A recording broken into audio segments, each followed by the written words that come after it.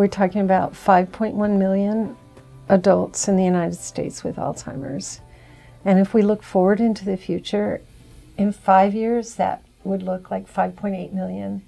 In 10 years, 7 million. And then looking 20 years ahead, we're looking at 10 million older adults.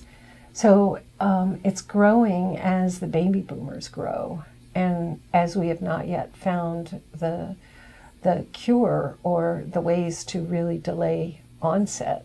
That's why we're looking at such big numbers. We do have, especially in the northernmost counties, we are going to be having greater percentages of the population being older.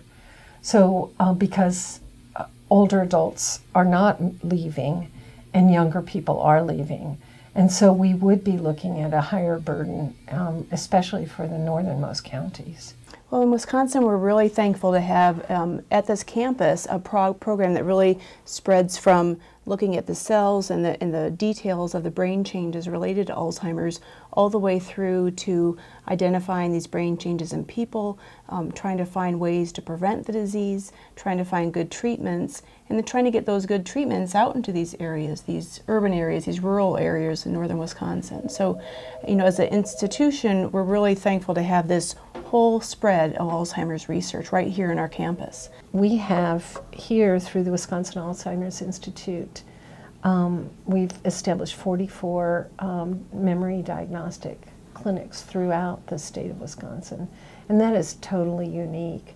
Nowhere, no other state has such a collaborative of diagnostic clinics, so that is fantastic. The good thing about those clinics is they're one-stop shopping. They have a neuropsychologist who does that higher level cognitive testing to make sure that you have the right diagnosis. The physician is looking at all the causes to see if there's anything reversible. And the social worker is right there with the family and is knowledgeable about resources that you can bring to bear for the family. So it's just a very nice way of making it as low stress as possible. We knew that there were plaques and tangles in the brains, these characteristic brain changes, but we didn't know how they got there, what are some of the key things, and how they're related to thinking abilities too. And so now there's a lot more research in the last 5-10 years that have shown us how can we measure these brain changes, not when someone's passed away already from Alzheimer's, but someone who's at the very beginning stages or maybe not even having symptoms yet. So that's one of the key things we've found as a field in general, is how can we identify these early brain changes, not wait until someone's advanced in the disease, but really early on, and then targeting those brain changes for interventions, whether it be exercise, diet interventions, medications, other lifestyle factors, trying to really figure out what are the key things we need to do to prevent this disease down the road. There's a lot of patients that I see in practice and that we see who don't want to admit, they don't want to let their physician know that they're having trouble with their memory.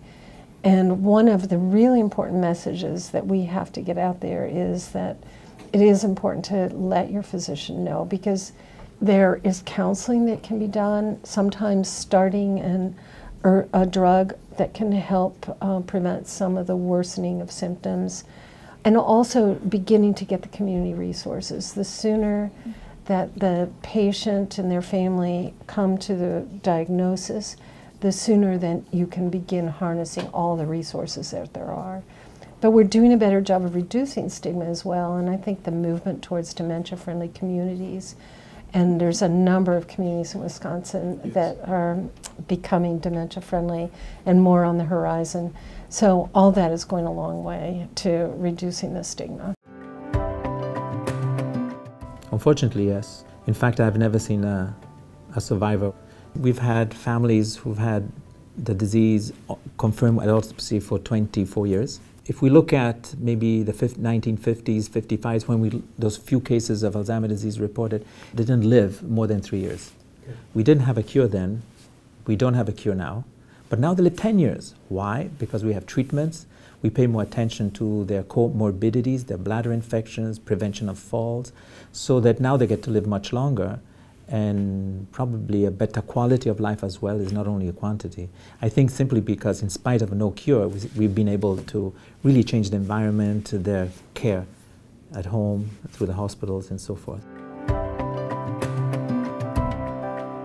I think that they're baby steps, but they're steps forward. I think we're understanding more about how complex Alzheimer's is, that it's not just one single cause that's leading to brain changes, that there's factors like whether your blood pressure is well controlled, factors like who your parents are, where you live, how active you are, how much schooling opportunities you've had.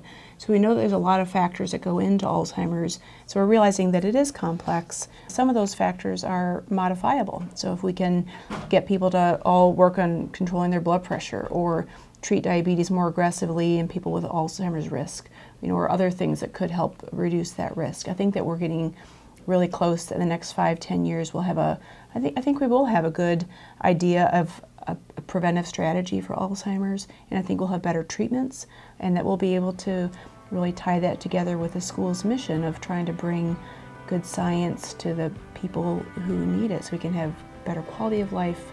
Really capitalizing that Wisconsin idea that what we're learning should be able to get to everyone, should be able to get to the person in downtown Milwaukee and in rural parts of Wisconsin.